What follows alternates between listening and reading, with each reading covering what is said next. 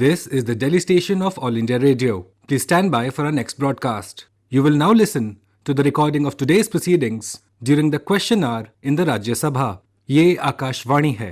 अभी आप आज राज्यसभा में प्रश्नकाल के दौरान हुए कार्यवाही की रिकॉर्डिंग सुनेंगे. Question hour question 151 Shri Jawahar Sarkar. Question number 151. Will the Minister of Rural Development be pleased to state A. The number of states that have not been given any funds under Mahatma Gandhi National Rural Employment Guarantee Act in this financial year and the reasons therefore. B. The funds released to each state for MGNREGA during this financial year as compared to last year. C. The reasons why MGNREGA budget has been kept so low despite huge pending dues. And D. Funds released in current year for past dues and for new works. Honorable Minister. Sadhvi Niranjan Jyoti, Minister of State for Rural Development. सभा पटल पर प्रस्तुत है. Supplementary one. As will appear from this answer, there has been a gross injustice against West Bengal that has not been given 1 paisa under NREGA this year. Not 1 paisa against 75,000 crores last year. This I want to know why such a special favor has been meted out, why such a special spite has been meted out, in spite of the fact that the Chief Minister has ordered that Honorable every Minister. job card, Honorable every Minister. job card be verified. Honorable Minister. माननीय सभापति महोदय, आपके माध्यम से मैं सांसद जी का स्पष्टीकरण देना चाहती हूँ. सरकार मनरेगा के तहत किसी भी राज्य के साथ भेदभाव नहीं करती है, लेकिन कुछ केंद्र सरकार के रूल हैं जिसके तहत राज्यों को अनुपालन करना चाहिए. यदि समय का सदन ज्यादा ना वेस्ट हो तो मैं कुछ उदाहरण जरूर देना चाहूंगी. Brief. पश्चिम बंगाल राज्य सरकार को वर्ष 2019 में केंद्रीय दल के द्वारा की गई निरीक्षण जांच रिपोर्ट पर व्यापक एटीआर देने हेतु कई बार आग्रह किया गया, किंतु 3 वर्ष बीत जाने के बाद भी उचित कार्रवाई नहीं की गई. अतः मार्च 2022 को एटीआर भेजी गई, जिसकी जांच जारी की गई है. Mr. Jawahar Sarkar, you have your turn. Wait. माननीय सभापति Sit down, महोदय, sit down. एक अन्य केंद्रीय दल द्वारा योजना Honorable Minister. माननीय सभापति महोदय, राजनीतिक क्वेश्चन है तो राजनीतिक Wait for जवाब your दीजिए. turn. जवाब सुनने की Honorable members, क्षमता wait for your turn. जवाब Let the सुनने की Honorable क्षमता Minister रखिए. reply. एक No, अन्य please take your केंद्रीय seat. दल द्वारा Take your seat. योजना के No. वर्ष 2019 You will get the right. की गई You will get the right, कदाचार को पाया गया. Mr. Sukhendu Shekhar Roy, you will get the right. Please take your माननीय seat. सभापति Honorable महोदय, हम Please, Honorable गरीबों Minister. के साथ कोई भेदभाव नहीं करते. राज्य सरकार जो भारत सरकार का रूल है उसका अनुपालन करे, हम देने के लिए तैयार हैं. Supplementary two. आप मुझे बात करने दीजिए. Supplementary two. Honorable member will ask supplementary two. Please listen to the honorable member. It is an Sir, important the issue. minister has made a very exaggerated, one-sided response. Sir, ask And your we can supplementary. prove it. We can prove every word of it. This is political discrimination before our panchayat elections, and you will face it in the house. But sir, my second supplementary is why are you killing NREGA? From 1,17,000 crores 2 years before, you have brought it to 1 lakh crores last year. Honorable And Minister. मुझे and Madam Minister. Honorable माननीय Minister. सभापति महोदय, मैं सदन का ध्यान आकर्षित कराना चाहती हूँ Honorable आपके Minister. माध्यम से. पश्चिम बंगाल के Please. लिए Okay. Honorable member. आपने धन की रिलीज की बात की है, तो मैं थोड़ा पिछले भी जाना चाहूंगी. 2006 से 14 तक पश्चिम बंगाल के लिए I'll sit. 14,985 crore I am here रुपए to see की everything. धन राशि दी गई थी. माननीय सभापति महोदय, 2014 से अब तक पश्चिम बंगाल को 94,185 करोड़ धनराशि दी गई है. हम पक्षपात नहीं कर रहे, राज्य सरकार अनुपालन करे और सारे रिकॉर्ड हमारे पास है जो केंद्रीय श्री पूल कर गया था. दिनेश अनावाडिया. धन्यवाद सभापति महोदय जी. मैं आपके माध्यम से माननीय मंत्री जी से यह जानना चाहता हूं कि महात्मा गांधी राष्ट्रीय ग्रामीण रोजगार गारंटी अधिनियम मनरेगा योजना के तहत देश भर में से कुल कितने मजदूरों का रजिस्ट्रेशन हुआ है?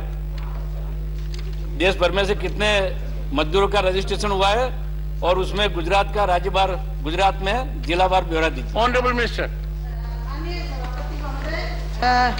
राष्ट्रीय स्तर पर माननीय सदस्य ने जो पूछा है, यदि मैं पिछला और अभी बोलूं तो मुझे लग रहा है कि 2014 के बाद से और 2014 के पहले 2006 से 2014 तक 1660 करोड़ श्रमिकों का सृजन किया गया था।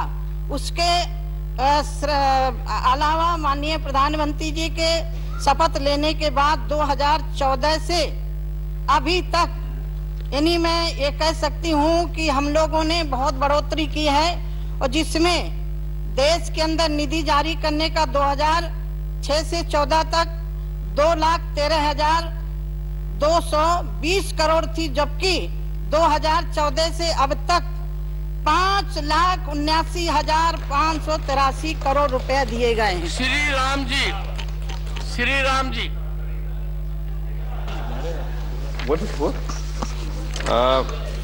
माननीय आपके माध्यम से मैं सामाजिक न्याय अधिकारिता मंत्री जी से आस्क योर क्वेश्चन प्लीज। माननीय 154 है मैम, 154 है ma'am. Know ask on this 154 not this. Sir, it's me who is to ask you. Sir, it's confusion. 154 है sir. I am 151 sir. Yes, Thank you sir. Thank you sir. I had your request. That is for 154 sir. नहीं, Ramji, your request was for 151. Doesn't matter. 154 sir. Okay. Sir, thank you sir. Kanak medulla Ravindra Kumar. Sir, thank you sir for giving this opportunity. But in respect of Manrega funds, the central government has resiled thousands of crores to the state of Andhra Pradesh. There is a huge complaints from the executants that filed cases against them. Ask your question. My questions are for basic introduction. Several members filed that the dues are not paid to the executants. That's why they have filed a number of cases before the High Court. Then only they paid part payment, and contempt of cases are also pending before the High Court. Your question, sir. My question is, there are large complaints are also sent to the ministry. Whether the ministry initiated any inquiry about the Manrega Honorable Minister. of funds in the state of Honorable Minister. माननीय सभापति महोदय, आंध्र प्रदेश से संबंधित माननीय सदस्य ने question पूछा है। राज्य सरकार के साथ केंद्र सरकार समन्वय करके काम करना चाहती है, लेकिन कुछ स्टेटों में, कुछ राज्यों में जो केंद्र सरकार की शर्तें हैं उसके आधार पर काम न होने के कारण हम विलम्ब होता है। यदि कहीं ऐसा है तो हम उसको आपको जानकारी दे देंगे। श्री मुकुल वासनिक महोदय, मैं आपके माध्यम से माननीय मंत्री जी को बहुत बहुत धन्यवाद देता हूं कि मनरेगा जैसी एक बहुत प्रभावी योजना ये सरकार लागू करने का काम कर रही है। मेरा सवाल ये है कि क्या माननीय मंत्री जी ये बताने का कष्ट करेंगे कि करीब 341 ब्लॉक्स में मनरेगा के कामों को लेकर अनियमितताएं पाई गई, और ये अनियमितताएं पाई गई है तो कितनी धनराशि ये कामों में शामिल हुई? क्या इसकी जांच करने के लिए कोई विशेष ऑडिट टीम रवाना करके रिपोर्ट ली गई, और अगर रिपोर्ट ली गई तो उसमें क्या पाया गया और क्या कार्रवाई सरकार कर रही है? धन्यवाद सभापति महोदय। यह मोदी जी की सरकार है। देश के हित में कोई भी योजना उसको हम खत्म नहीं करते हैं। मनरेगा को हमने कोविड के समय पर अधिक पैसा दे करके कामगारों को पैसा दिया है, और ये जो जांच का विषय है राज्य सरकारों का है, वहाँ से रिपोर्ट आती है, हम उस पर कार्रवाई करते हैं। Question number 152 miss Indu Bala Goswami. Question number 152. Will the Minister of Rural Development be pleased to state A. The total length of roads in terms of kilometers built in Himachal Pradesh under the Pradhan Mantri Gram Sadak Yojana PMGSY. B. the total length of roads in terms of kilometers, approval for which has been given for the construction of PMGSY in Himachal Pradesh in the third phase, and C. the quantum of funds planned to be spent by the central government on this construction work. Honorable Minister. Sadhvi Niranjan Jyoti, Minister of State for Rural Development. सभापति महोदय, उत्तर सभा पटल पर रखता हूँ। Supplementary one. I do not know how to use it. I would love to use it more frequently in certain situations. Is it operational now? Yes, please. Okay, please, go ahead. वादी बोला नहीं तो record Try using the next one. इधर का लगा है Try using the next one. इधर आ जाओ दीदी। इधर से बोल दो। इधर से इधर Go ahead. आपको मंत्री को सुनाना, हम लोग को नहीं सुनाना है। Ma'am, please go ahead. प्रधानमंत्री ग्रामीण सड़क योजना के तहत वर्ष 2021-22 के दौरान हिमाचल प्रदेश के 7 जिले देश के सर्वश्रेष्ठ। Ask your question, ma'am. मैं आपके माध्यम से माननीय मंत्री जी से जानना चाहती हूं कि प्रधानमंत्री ग्रामीण सड़क योजना में हिमाचल प्रदेश को विशेष राज्यों की श्रेणी में रखा गया है। इसके तहत हिमाचल प्रदेश में ग्रामीण क्षेत्रों के सड़क निर्माण व पुराने रास्तों को अपग्रेड करने के लिए खर्च की गई धनराशि को केंद्र व राज्य में किस अनुपात में वहन करते हैं Honorable Minister. तथा अन्य प्रदेशों के लिए यह अनुपात कितना है? Honorable Minister. माननीय सभापति,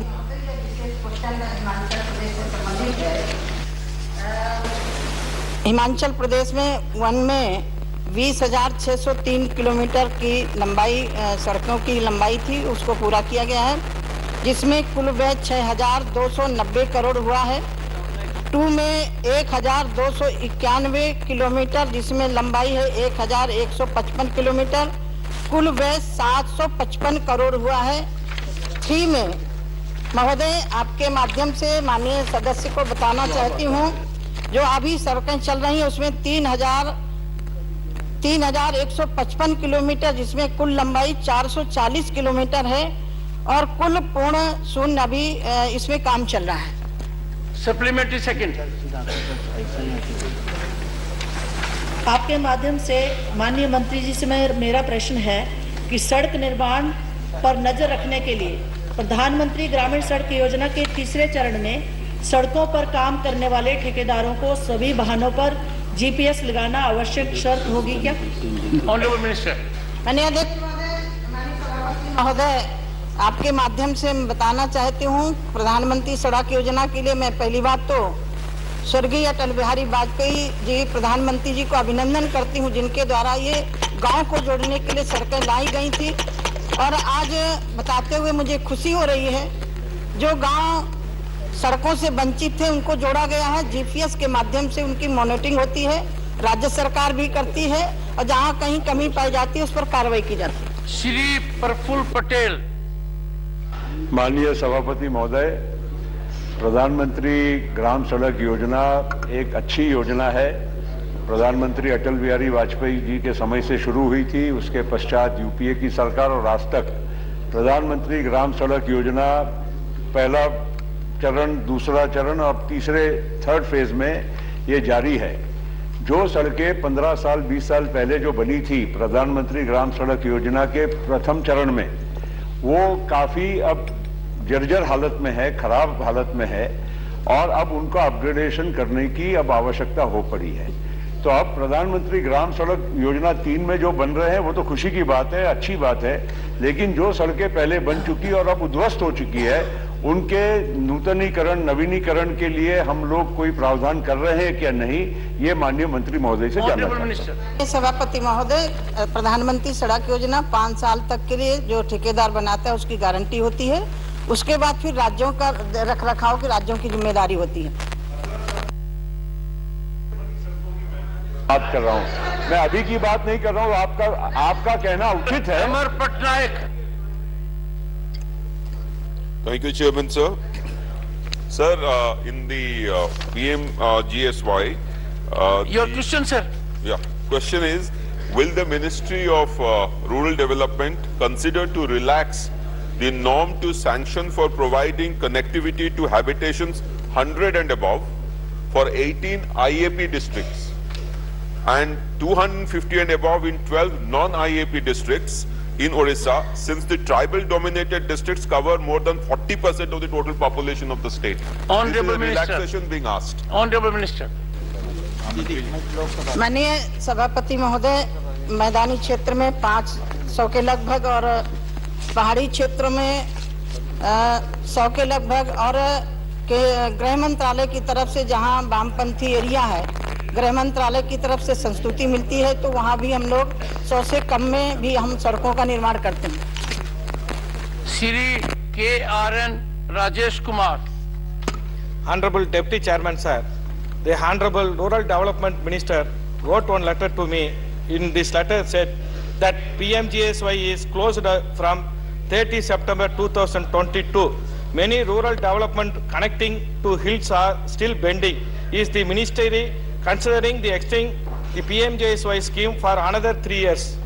माननीय मंत्री जी। माननीय सभापति महोदय, प्रधानमंत्री सड़क योजना पूरे देश के लिए एक जैसा मानक है।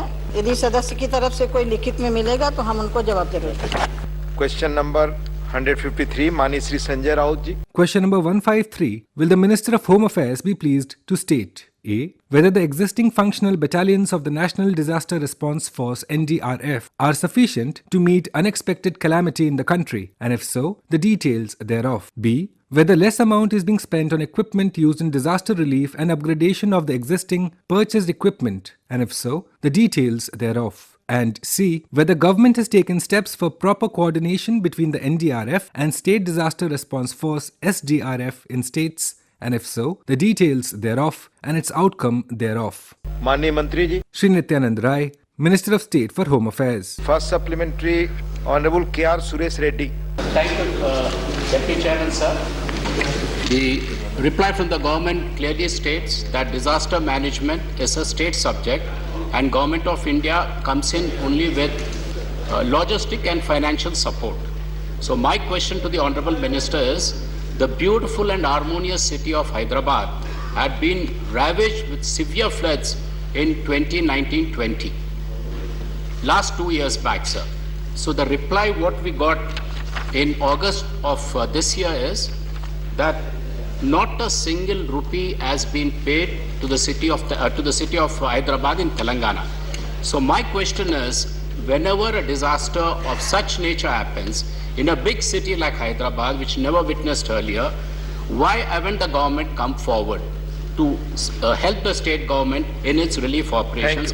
Is it so it is so much discriminatory, sir? No, you have so put my your question is, this is based on the this is based on the reply by the Honorable Minister. Not a rupee has been given to the city of Hyderabad. You have put your question, please. ऐसा नहीं महोदय, ऐसा नहीं है। अभी घनी आबादी वाले 8 शहरों को जो विशेष रूप से सहायता प्रदान करने की बात की गई है, जिसके लिए 500 करोड़ आवंटन हुआ है, जिसमें हैदराबाद को भी 250 करोड़ रुपए दिए गए हैं और जिसमें 50 करोड़ की आवंटन हो गया है। दूसरा, इनसे हम आग्रह करना चाहेंगे कि जो SDRF जो स्टेट डिजास्टर रिस्पॉन्स फोर्स की जो स्थापना होती है, तेलंगाना अभी तक नहीं किया है, कुछ राज्य बचे उसमें तेलंगाना नहीं किया है। दूसरा कि हम लॉजिस्टिक और वित्तीय सहयोग भी करते हैं और सबसे इसका बड़ा प्रमाण है कि हम उसके राष्ट्रीय स्तर पर हम यह बताना चाहेंगे कि किस प्रकार से हम जब यह तुलना करते हैं कुछ 5 वर्षों विगत और उसके विगत वर्षों की हम करेंगे, जिसमें आपको SDRF में जो स्टेट को जो हम फंड देते हैं डिजास्टर के लिए, उसमें 82% का 2015 से 20 में यानी कि 14वें वित्त आयोग में व्यवस्था की गई, बढ़ाया गया, जो 2010 के तुलना में 82% है। फिर 2021 के से लेकर 2026 के लिए 108%, इसमें तेलंगाना भी। और इस प्रकार से जब हम उसकी बात करते हैं तो तेलंगाना को हम ईयर वाइज हम इसमें कहना चाहेंगे कि 2015 से 16 में हम SDRF में 224 करोड़, 2000 से 16 में हम 288, 2017 से 302, 2018-19 में 300, 2019-20 में 333, कुल 1514 करोड़ रुपए तेलंगाना को दिया गया। धन्यवाद। माननीय Sanjava Leiseba. Put your question. Mic is not on. Allotted seat, please. Mic is working, you see. It's यहाँ आ जाओ इधर से ऐसा घूम कर नहीं चलेगा आगे आ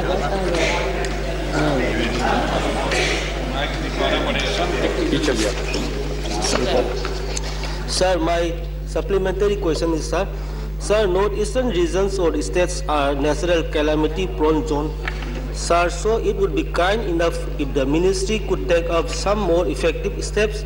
We should help the respective state governments to strengthen their SDRFs and to coordinate with NDRF to face any eventuality in future. Thank you. Thank you, sir. माननीय मंत्री जी. महोदय, पूरे देश के साथ नॉर्थ ईस्ट में जब भी कोई आपदा आती है तो माननीय प्रधानमंत्री जी खुद चिंतित होकर और माननीय गृह मंत्री जी सभी राज्यों के माननीय मुख्यमंत्रियों से भी बात करते हैं और एनडीआरएफ और एसडीआरएफ के कोऑर्डिनेशन के विषय में महोदय माननीय सदस्य जो पूछे हैं, इसमें साल भर में हम स्टेक होल्डर के साथ हम सम्मेलन भी करते हैं, हम उसका अभ्यास भी करते हैं और जब सूचना मिलती है एनडीआरएफ को तो 3 मिनट से 30 मिनट के बीच 3 मिनट से 30 मिनट के बीच तैयार होकर हम जहां स्थान पर आपदा आती है वहां पहुंचते भी हैं और नॉर्थ ईस्ट को विशेष रूप से इसमें रखा भी गया है, चाहे वह बाढ़ की स्थिति हो या कोई भूस्खलन की स्थिति हो, किसी भी स्थिति में तो नॉर्थ ईस्ट की आपदा के विषय में गृह मंत्रालय बहुत तत्परता के साथ काम करती है और जो हम वित्तीय प्रबंधन करते हैं, जो लॉजिस्टिक सपोर्ट उसको देते हैं, उसमें हम विशेष ख्याल नॉर्थ ईस्ट का रखते हैं। धन्यवाद। माननीय नीरज डांगी जी. बहुत बहुत धन्यवाद उपसभापति महोदय। मंत्री महोदय से आपके माध्यम से मेरा प्रश्न है, देश में वर्तमान में संचालित एनडीआरएफ केंद्रों की राज्यवार संख्या बताते हुए मंत्री महोदय कृपया ये बताने का प्रयास करें, क्या सरकार आगामी 2 वर्षों के अंतर्गत अन्य और संचालन केंद्रों की स्थापना करने का विचार कर रही है? यदि हाँ तो संबंधित ब्यौरा क्या है और प्रत्येक वर्ष इन केंद्रों पर खर्च होने वाली राशि का ब्यौरा क्या है? धन्यवाद। एनडीआरएफ 16 बटालियन की स्थापना इसकी हो चुकी है और पिछले वर्ष ही 4 नए बटालियन की स्थापना की गई है। लगभग जो एनडीआरएफ के क्षेत्र हैं वहाँ पहले से ही हम पदस्थापित रखते हैं और जो दक्षिण और पश्चिम का जो मानसून है उसके पहले भी, क्योंकि जो पूर्वानुमान के हिसाब से भारत का जो मौसम विभाग हम लोग को सूचना देते हैं उसके हिसाब से हम राज्यों में विशेष उसकी तैनाती भी करते हैं और जरूरत पड़ने पर हम विशेष रूप से भी भेजते हैं। फिर भी राजवार जो हमारा माननीय सदस्य जी जो बताए हैं वो राजवार आंकड़ा है, लेकिन वह क्या है कि हम आपदा के क्षेत्रों में आए हुए स्थितियों के अनुसार राज्यों से हम दूसरे राज्यों में भी भेजते हैं और फिर उसको हम वहाँ की आपदा समाप्ति के बाद वापस लाते हैं। वह आंकड़ा हम माननीय सदस्य जी को राजवार उपलब्ध एक आंकड़ों के माध्यम से हम उनको भेज देंगे, क्योंकि इतने 36 राज्यों का आंकड़ा देने में समय लगेगा। ऐसे मेरे पास उपलब्ध है, हम महोदय को पूरे राजवार उपलब्ध करा देंगे। धन्यवाद। क्वेश्चन नंबर 154 माननीय अजीत कुमार भूया. Question number 154. Will the Minister of Social Justice and Empowerment be pleased to state A. Whether it is a fact that there are many old age homes operated by non-governmental institutions in Assam. B. If so, the details thereof. C. The number of old age homes and the number of people staying in the old age homes operated across Assam.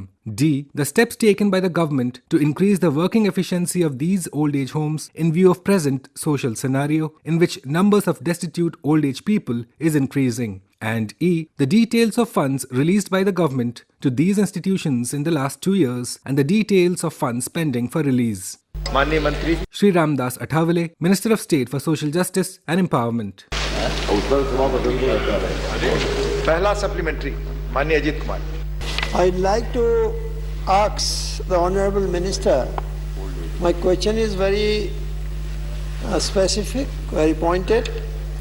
After submitting the necessary papers to the ministry for the last 2 years, why are the old age homes in Assam still not getting funds? धन्यवाद. That is my first supplement. Thank you.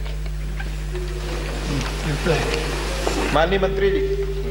हाँ, उपाध्यक्ष महोदय, आसाम में अभी तक मतलब 35 जो old age home हमने दे दिए हैं और उसमें कम से कम 1145 वृद्धाश्रमों की वृद्धों की संख्या है और आसाम में मतलब जो भी मांग होती है उनको मदद करते हैं. हमने तय किया है कि वह 25-26 तक जो हर जिले में अभी तक मतलब 510 जो वृद्धाश्रम हमने दिए हैं पूरे देश भर में 763 जिले हैं और 25-26 तक हर जिले में ओल्ड एज होम देने का प्लान हमने किया है.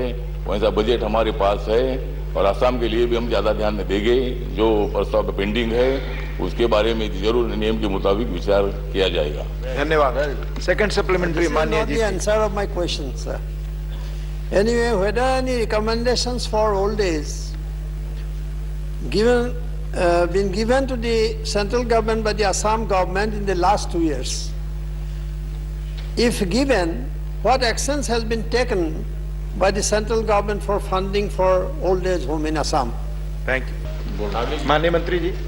माननीय उपसभापति महोदय जी, राज्यों से ई पोर्टल के माध्यम से जो भी आवेदन आते हैं उन आवेदनों पर राज्य सरकार की अनुशंसा आने पर सामाजिक न्याय अधिकारिता मंत्रालय के द्वारा उनके लिए ग्रांट जारी किया जाता है. और आसाम में केंद्र के द्वारा 35 संस्थाओं के लिए अनुदान दिया जा रहा है. एक राज्य सरकार के द्वारा वहां संचालित किया जा रहा है. कोई भी आवेदन आने पर हमारे यहां से अगर एक बार उसको ग्रांट दिया जाता है तो दोबारा ग्रांट उसको दिया जाता है. उसी स्थिति में उस ग्रांट बंद किया जाता है कि जब पीएमयू के द्वारा निरीक्षण होने पर उस संस्था में अनियमितताएं पाई जाती हैं तो अनियमितताएं पाई जाने पर उनको नोटिस दिया जाता है स्पष्टीकरण के लिए. और वो अगर इस अवधि में वो सारी शिकायतें अगर ठीक हो जाती हैं हम दोबारा जांच कराते हैं और सारी अनियमितताएं दुरुस्त होने पर उनके लिए फिर दोबारा राशि जारी कर दी जाती है. तो ऐसा असम में 35 में से जैसा कोई भी संस्था नहीं है जिसके द्वारा सारा फुलफिल करने के बाद कार्रवाई उनका ग्रांट किसी का बंद नहीं किया जाता है.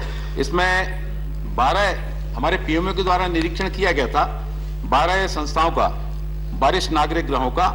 उसमें से जिनको बंद किया गया उसमें 2 ने अपना सारी अनियमितताएं ठीक कर ली और उनको फिर से ग्रांट जारी कर दिया गया है. धन्यवाद. माननीय भुवनेश्वर कलिता जी. Deputy Chairman, sir, what Minister has said doesn't match the figure he has stated in his report. In 2021, the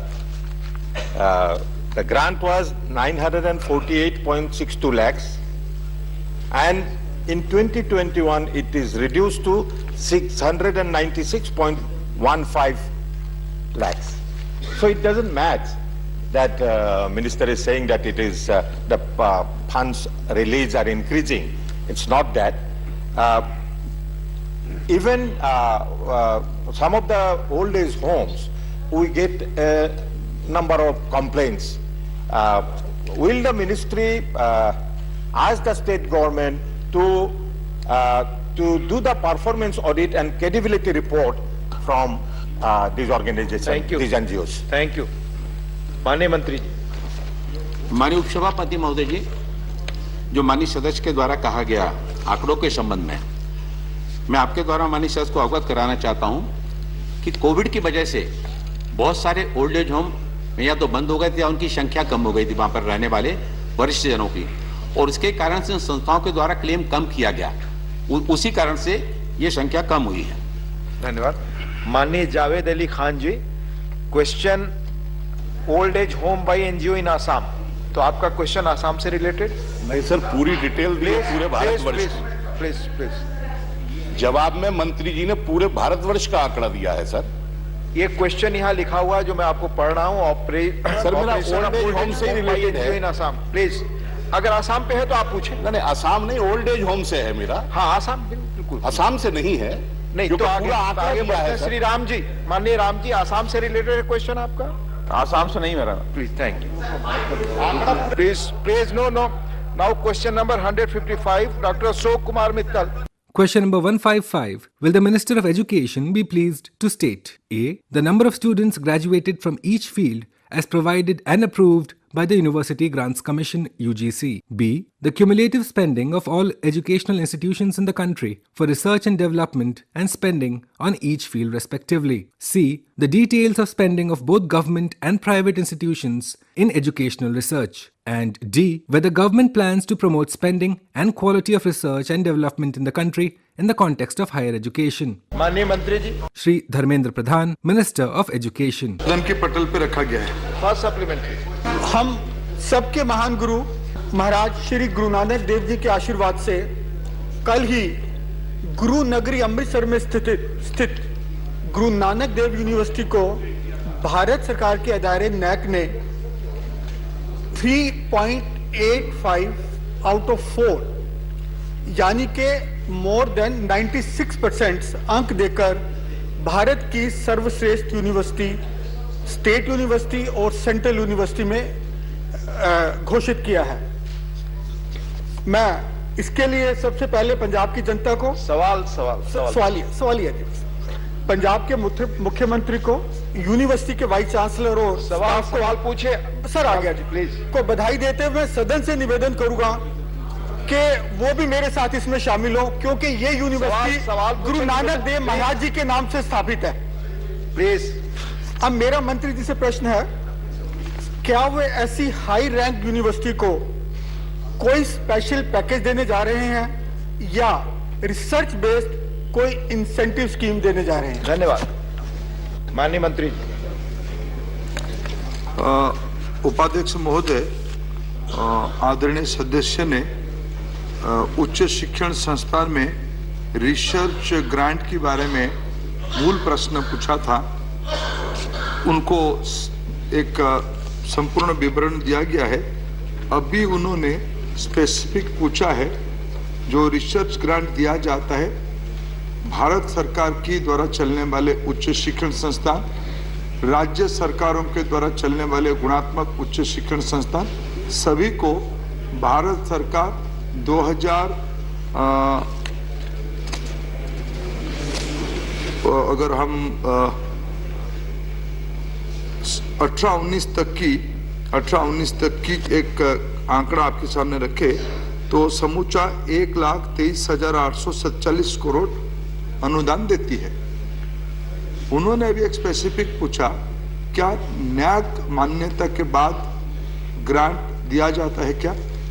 उपाध्यक्ष महोदय, ऐसे नैक से ग्रांट देने की कोई व्यवस्था नहीं है। नैक अपने आप में एक बड़ा ऑटोनोमस एंडोर्समेंट है, लेकिन भारत सरकार के द्वारा जो अनुदान जाती है, सारे प्रकार के इंस्टीट्यूशन जाती है, उनकी विशेषज्ञता के ऊपर जाती है। नैक एक अलग प्रकार के पैमाना है। धन्यवाद। Second supplementary, doctor Ashok Kumar. आज विश्व में Times Higher Education ranking, QS ranking को ऑथेंटिक माना जाता है, जो कि वेस्टर्न यूनिवर्सिटीज के हिसाब से बनाई गई हैं, और भारत की कोई भी यूनिवर्सिटी टाइम्स के 200 में नहीं आती है। भारत सरकार ने भारतीय इंस्टीट्यूशंस के लिए एनआरएफ रैंकिंग शुरू की और जिसकी क्रेडिबिलिटी लगातार बढ़ती जा रही है। मैं इसके लिए सबसे पहले भारत सरकार को बधाई देना चाहूंगा। सवाल पूछे प्लीज। सर प्लीज सवाल पूछे। मैं माननीय मंत्री जी से पूछना चाहूंगा आपके थ्रू, क्या हम भारत द्वारा कोई इंटरनेशनल रैंकिंग फ्रेमवर्क ला रहे हैं ताकि भारत विश्व गुरु बनने की तरफ आगे बढ़ सके, जो कि प्रधानमंत्री जी का भी एक सपना है? माननीय मंत्री जी। उपाध्यक्ष महोदय, आदरणीय सदस्य ने टाइम्स और क्यूएस रैंकिंग के बारे में उल्लेख किया है। ये एक प्रकार से वैश्विक स्तर के निजी संस्थान द्वारा चलने वाले मानक की व्यवस्था है। भारत की कई इंस्टीट्यूशंस उसको यूज करते हैं, उस रैंकिंग मेथोडोलॉजी को अपने इंस्टीट्यूट के ऊपर नापते हैं, आंकते हैं और उसमें अपने अपने कहाँ खड़े होते हैं दिखते हैं। मैं आपको एक विनम्रता के साथ कहना चाहूंगा, पिछले इतने दशकों के बाद भी भारत की कोई निजस्व रैंकिंग व्यवस्था एक्रीडेशन हो गया था, लेकिन रैंकिंग व्यवस्था नहीं था। मोदी जी की सरकार ने भारत की निजस्व रैंकिंग व्यवस्था खड़ा किया है। जिसके बारे में सदस्य ने सही से उल्लेख किया, NIRF।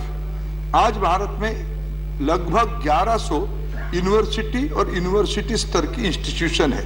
स्टेट आर्ट में है, सेंट्रल आर्ट में है, डीम्ड यूनिवर्सिटी की रूट में है। उसके अलावा लगभग 50,000 कॉलेजेस हैं। ये सबकी रैंकिंग होनी चाहिए। ये इसी सरकार की पहल है। धीरे धीरे उसकी मर्यादा बढ़ रही है। हमें कॉम्प्लेक्सिटी में रहने की कोई आवश्यकता नहीं है। ये शुरुआत है। आप चंद दिनों में विश्व की इमर्जिंग इकोनॉमी भारत की NIRF को लेंगे। भारत की सभी यूनिवर्सिटी इंस्टीट्यूशन चाहेंगे। भारत के मानक वैश्विक मानक की ओर बढ़ रहा है। ये आत्मविश्वास हमारे पास है और इस देश उस दिशा में आगे बढ़ रहा है। धन्यवाद। माननीय कामाख्या प्रसाद तासा। उपाध्यक्ष महोदय, मंत्री जी ने एक विस्तृत आंसर दिया है। मैं माननीय मंत्री जी से जानना चाहता हूँ। माइक सर ऐसे चल रहा आप आगे आ जाएं। आप आगे आ जाएं। इधर आ जाओ। पीछे की पंक्तियों पर कुछ टेक्निकल प्रॉब्लम के कारण शायद माइक काम नहीं कर रहा, इसलिए जो प्लीज। मैं मंत्री जी से जानना चाहता हूँ, क्या रिसर्च एंड डेवलपमेंट के लिए हम लोग का गवर्नमेंट में 2014-15 से 59.57 बढ़ोतरी किया है। ये मोदी जी को गवर्नमेंट को हम धन्यवाद देते हैं। मैं जानना चाहता हूँ, क्या R&D में कौन सा क्षेत्रों में प्रायोरिटी का बेसिस में ये मिनिस्ट्री ऑफ एजुकेशन इसके लिए अनुदान देते हैं? धन्यवाद।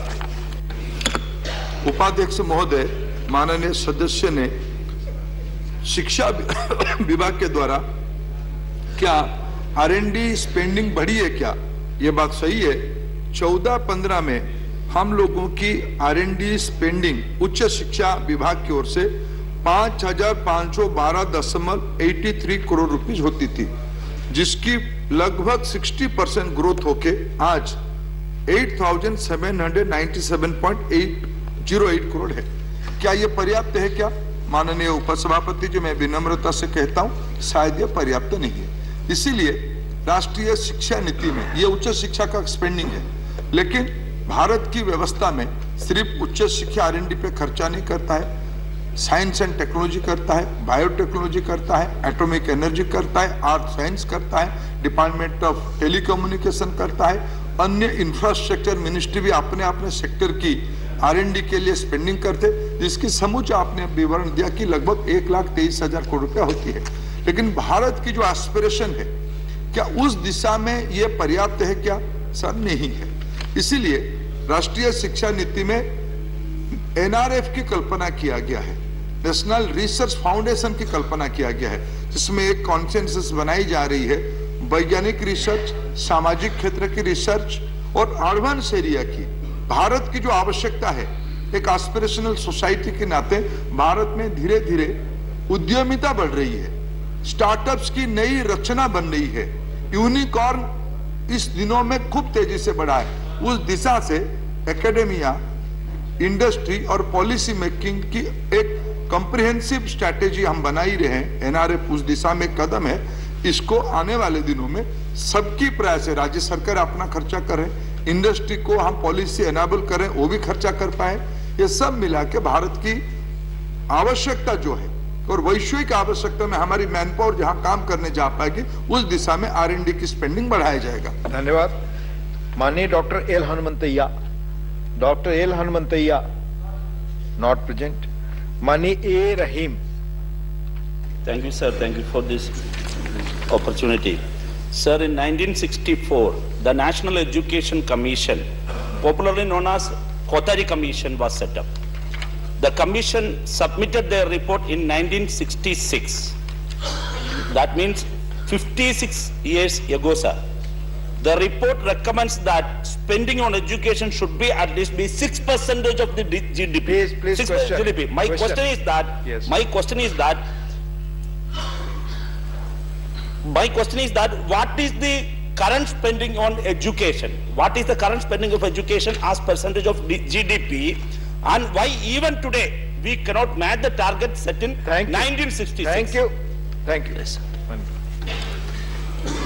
Deputy Speaker, sir, this is altogether a separate question.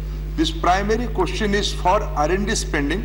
Honorable member is asking about overall spending on education, but with information I have, not accurate exactly, I can share with him some, more accurately, but if I can remember properly, today, putting together the spending of Government of India, of different ministry, state governments, and in recent past, some of the industry and some of the philanthropists, in the recent past, if you see, in the IITs are now getting older.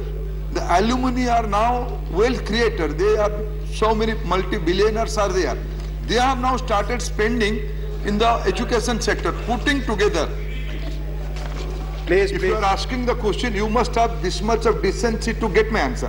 I'm coming to your point. This basic question is not related to education spending. I'm coming to that. Please have patience. Roughly, I can say, putting together all these sources, today's spending is 4.64%, 4.64% of the GDP. And for the first time, in the recent time, Prime Minister Modi has allocated in this year 22-23 budget, for the first time after a long period, more than 1 lakh crore rupees has been allocated from the central government treasury for the first time. This is the information I have today, sir. Thank you. माननीय रंजीत रंजन जी।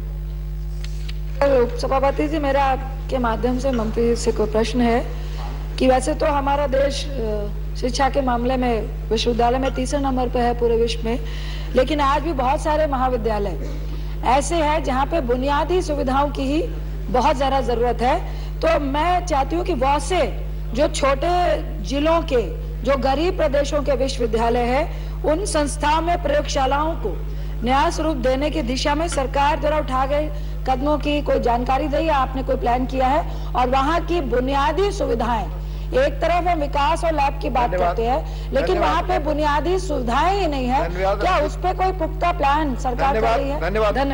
माननीय मंत्री। उपाध्यक्ष महोदय, आदरणीय सदस्य की प्रश्न वाजिब है, लेकिन शिक्षा कॉन्करेंट लिस्ट में है।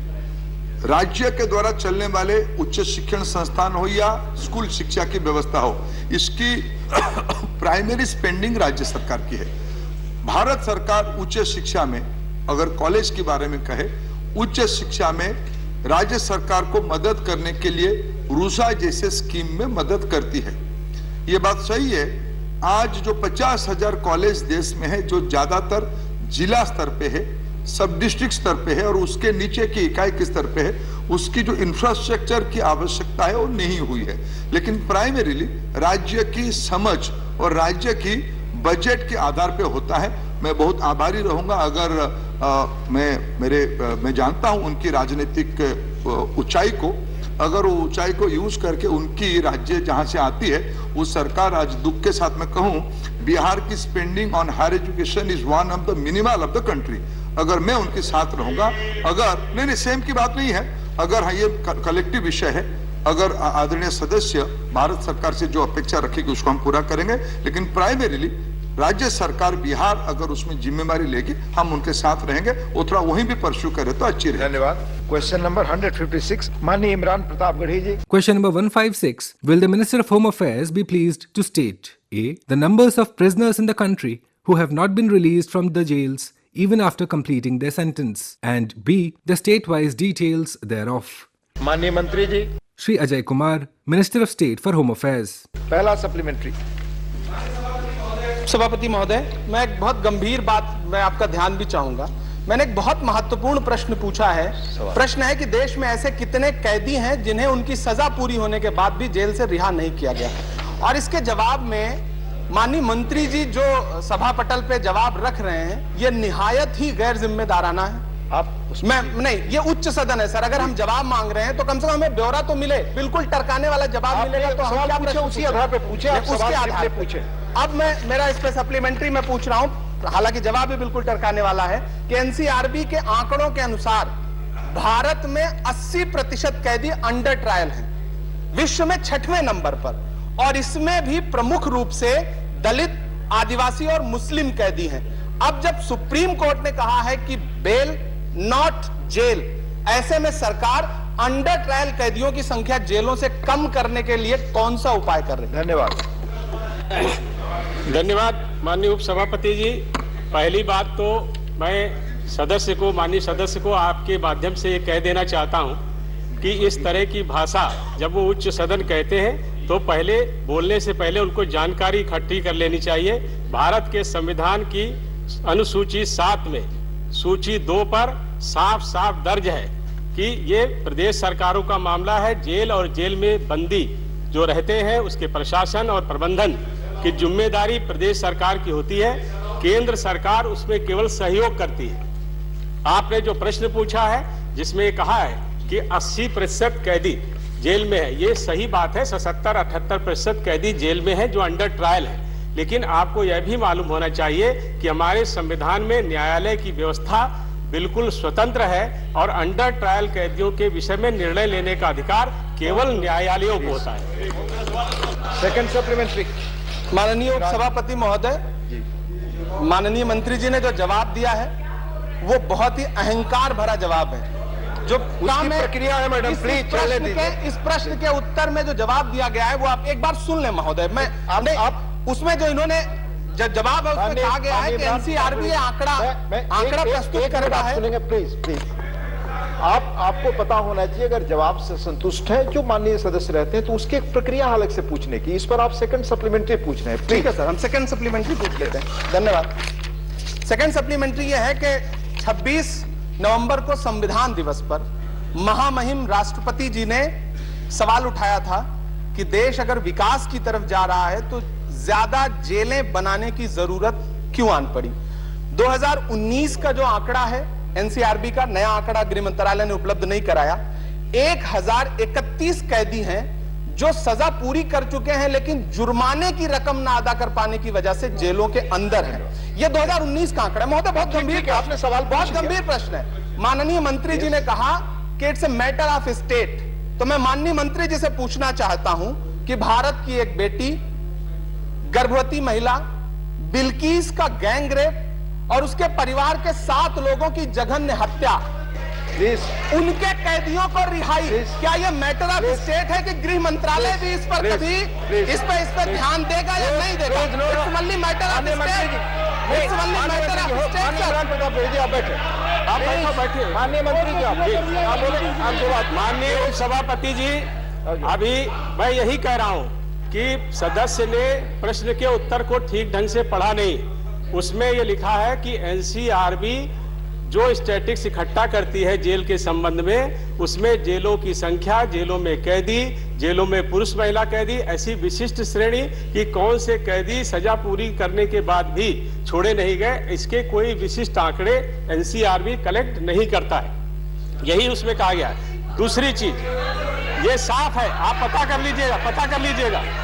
मैं पूरी जिम्मेदारी से जवाब दे रहा हूँ माननीय मंत्री जी। और दूसरा जो इन्होंने कहा, प्लीज आप अपनी सीट पर नहीं बैठिए madam, please go back to your seat. दूसरा इन्होंने प्रश्न पूछा है कि 2019 में ऐसे कैदी जो अपनी सजा पूरी कर चुके लेकिन उनको छोड़ा नहीं गया।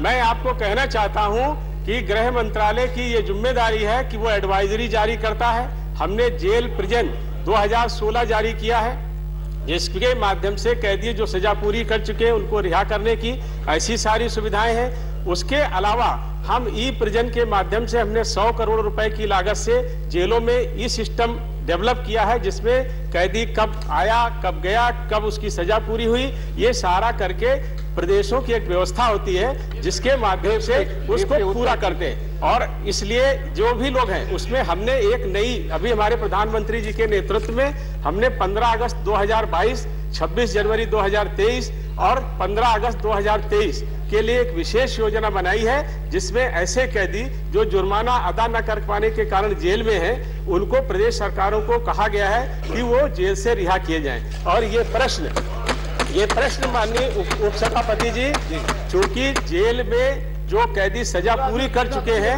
उनके संबंध में है, इसलिए जो जिनकी सजा माफ की गई है उसके संबंध में अगर कोई जानकारी है तो अलग से नोटिस और प्रश्न पूछना चाहिए। धन्यवाद। माननीय राकेश सिन्हा,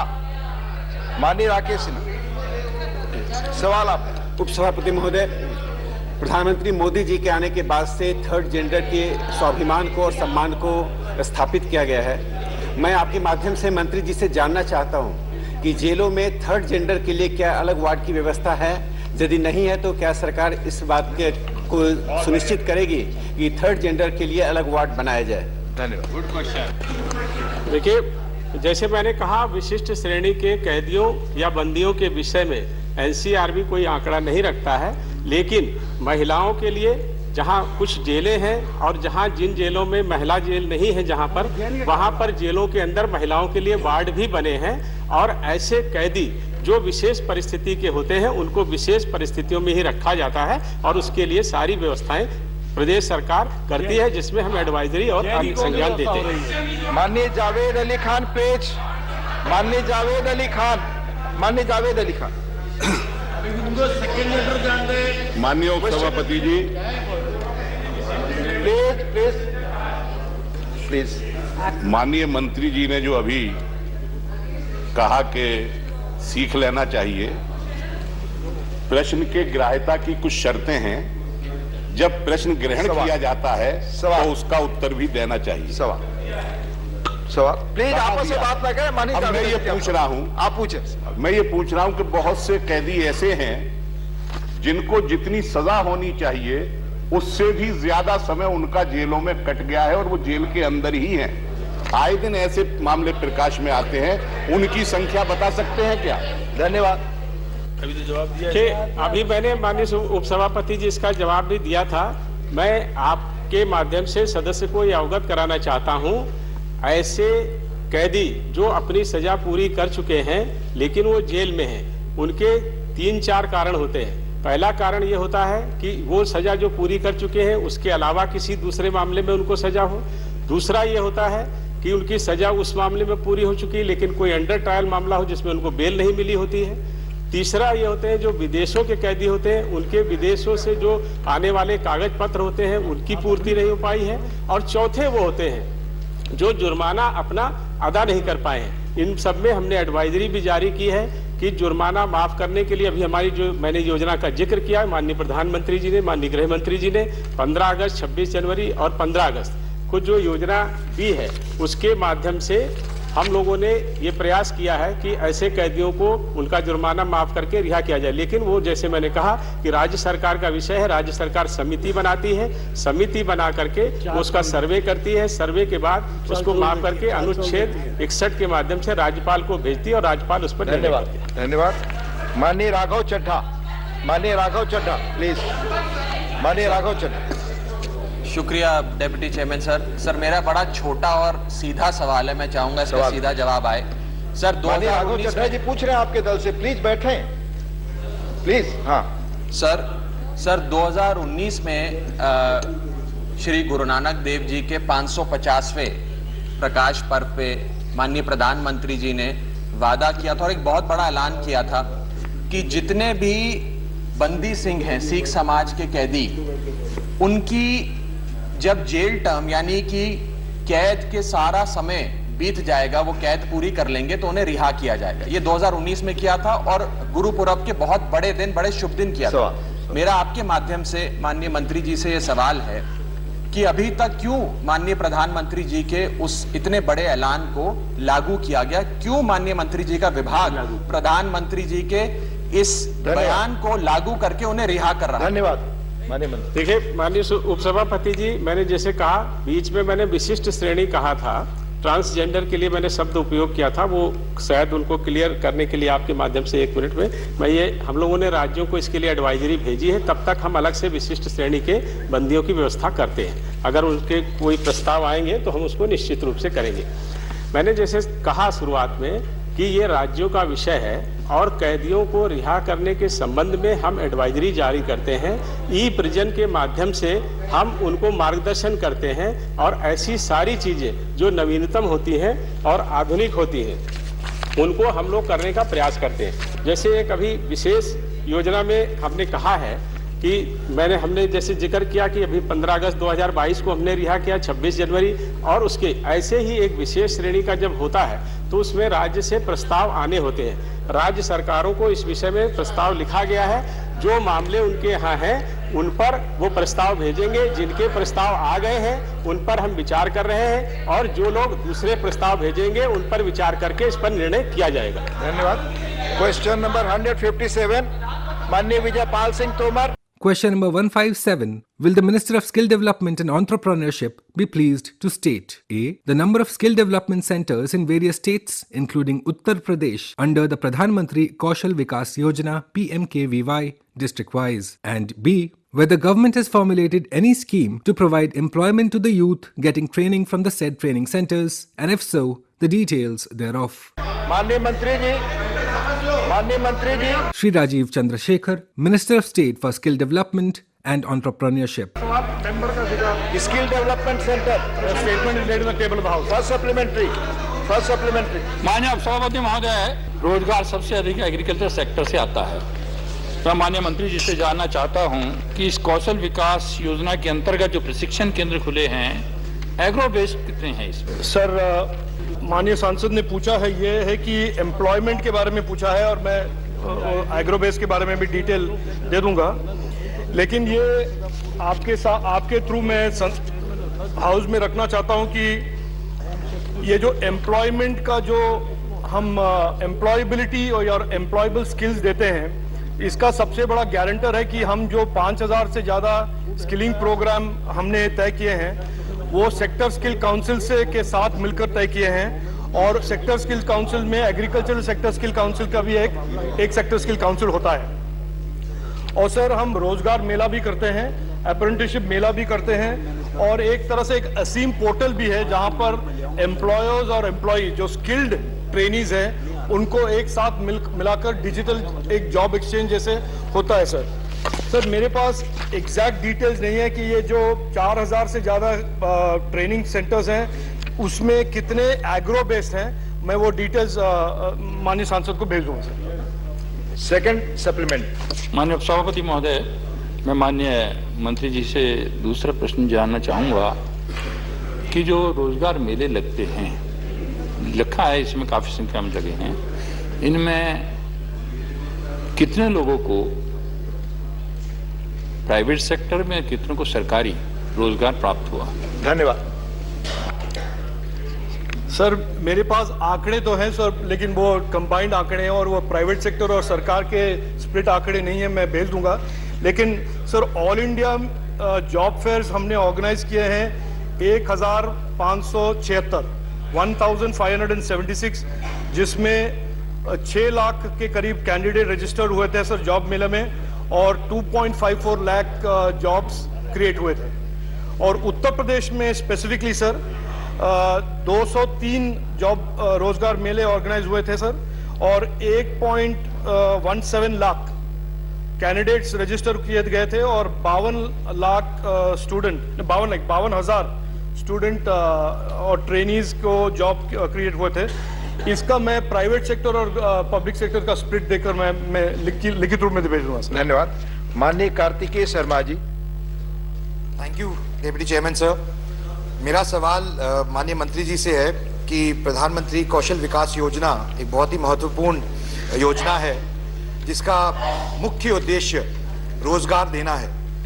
तो मैं जानना चाहता हूं माननीय मंत्री जी से कि जो युवा इसके अंदर शिक्षा प्राप्त करते हैं और उसके बाद क्या कोई इस तरह का मैकेनिज्म है या कोई ऐसी योजना है जो कि जो डिमांड एंड सप्लाई गैप आता है, जिस तरह से उड़ीसा से प्लम्बर आते हैं हमारे भाई और कारपेंटर्स होते हैं, अलग अलग व्यवसाय में जाते हैं, तो डिमांड एंड सप्लाई जो गैप निकल के आता है उसकी पूर्ति करने के लिए कोई योजना या कोई ग्रिड प्राइवेट कॉर्पोरेट सेक्टर के साथ मिलकर बनाई गई है ताकि उनको वो व्यवसाय वहां मिल सके जहां पर उसकी जरूरत है। धन्यवाद।